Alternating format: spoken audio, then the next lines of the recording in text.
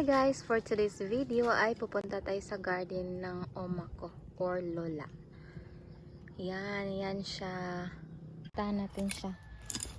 May tanong po ako sa inyo, lola. Ano po yung ginagawa mo ngayon? Nag-garden ko og utanon. Like, anong klaseng gulay? Sili, talong, balatong. Yan lahat, ikaw ang nagtanim niyan? Yan.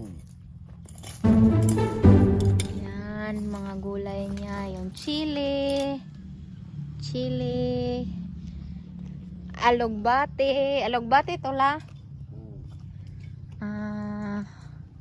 Gabi, I don't know. What's this? Unsa nila? Kane? Bisol. And balatong. Yeah, there's a lot. Tsaka dyan merong malunggay. Yan, malunggay. Tsaka may ano din, papaya.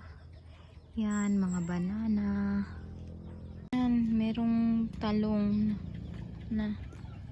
Pero maliit pa siya, guys. Kung ako ulit sa'yo, anong specific na edad na nag-start ka nagtanim ng mga gulay? 40 kapin. Hangtod karon na siya. Gas 37.